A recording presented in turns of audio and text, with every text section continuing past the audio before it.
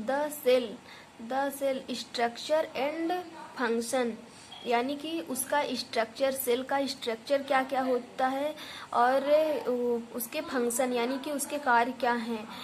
Introduction cell का introduction क्या है।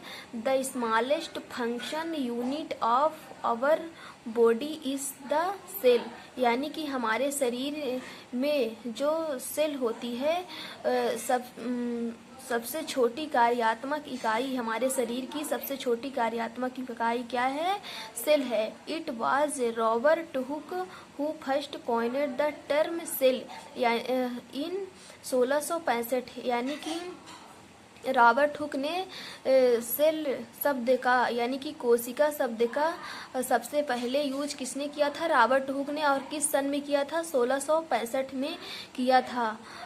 फिर size of the cell can vary from of minimum of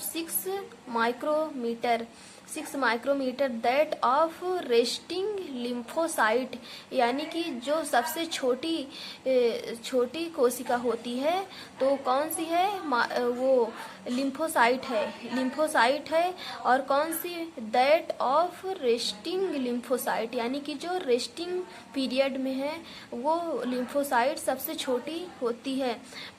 to a maximum of 80 micrometer, यानी कि जो सबसे बड़ी कोशिका है हमारे शरीर में वह कौन सी है, that of a mature ovum, यानी कि जो मैच्योर ओवम है, यानी कि जो फीमेल बॉडी में क्या होता है, ओवा होता है और वह मैच्योर होता है, परिपक्व जो अंड होता है वो क्या है, सबसे बड़ी कोशिका है।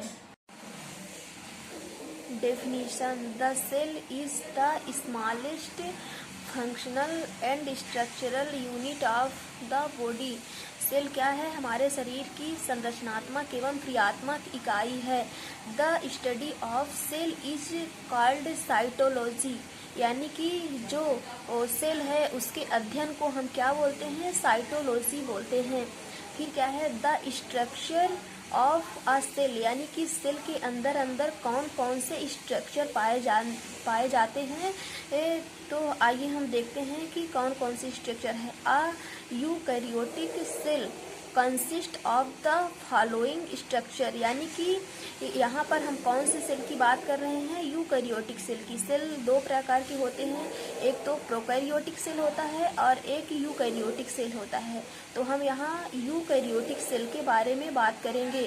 तो पहला पॉइंट क्या है, अ सेल मेम्ब्रेन और plasma membrane which impermeable to large molecule like protein and selective permeable to small molecule like protein, ion and metabolites, यानी कि जो हमारी कोशिका झिल्ली होती है तो वह क्या होती है, लार्ज मोलिक्यूल, यानी कि जो बृहद अणु होते हैं तो उसके लिए क्या है, इम्परमिएबल, यानी कि वह कोशिका झिल्ली के अंदर नहीं जा सकते हैं। लेकिन जो छोटे मोलिक्यूल जैसे आयन है तो वह कोशिका के अंदर आसानी से आ और जा सकते हैं।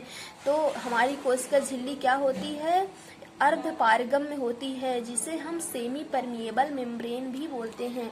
फिर क्या है, दूसरा point, a nucleus contains the genetic machinery, यानी कि हमारे सेल के अंदर जो न्यूक्लियस होता है उसमें हमारा जेनेटिक मटेरियल कंसिस्ट यानी कि इकट्ठा रहता है। फिर क्या है, तीसरा point, cytoplasm and the organelles.